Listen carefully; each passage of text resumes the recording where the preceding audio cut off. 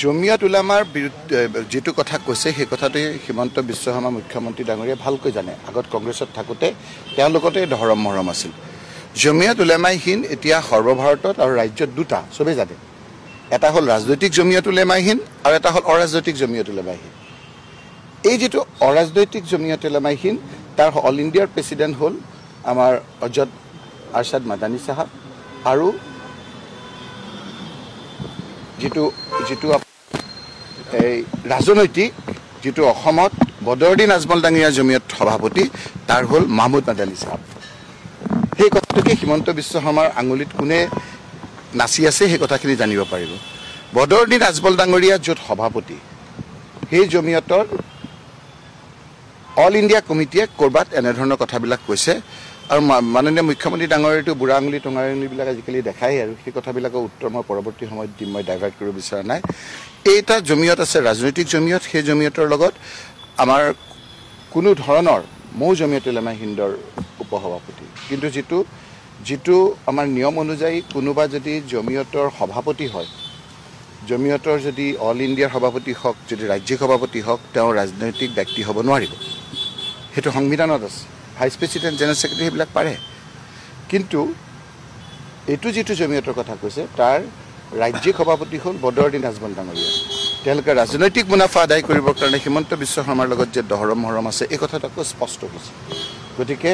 তেওঁ জমিয়ত উলামা হিন্দৰ যেটো কথা কৈছে এই কথাটো পুনচাতে মই নস্যাৎ কৰিছো এটো এটা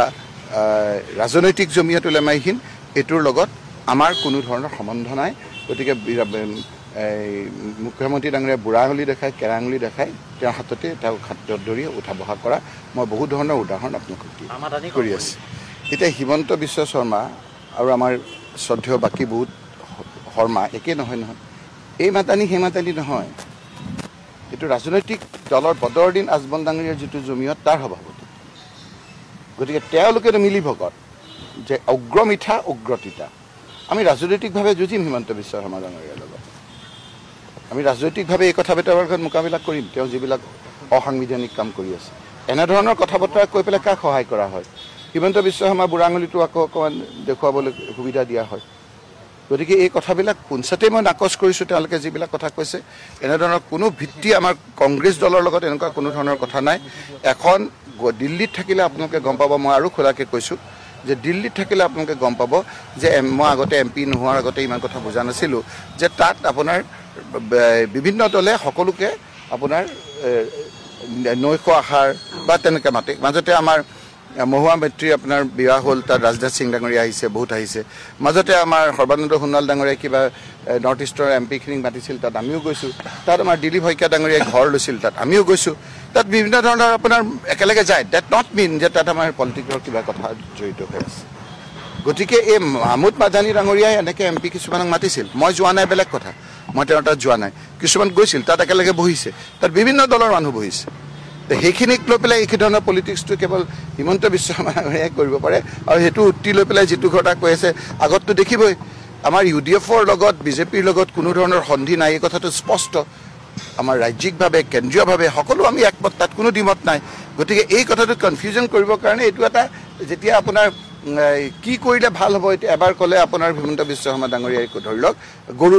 মাংস লৈ পেলাই এটা উৎপাত আৰম্ভ কৰিছিল ভাবিছিল হিন্দু মুছলমানৰ কাজিয়া হৈ যাব তাৰপিছত গাহৰি মাংস লৈ পেলাই ক'লে যে এটা হিন্দু মুছলমানৰ কাজিয়া হৈ যাব নহ'লে তাৰপিছত এক জেগাত ক'লে যে গুলিয়াগুলি কৰক নহ'লে তাৰপিছত বন্দুক লৈ কৰক নহ'লে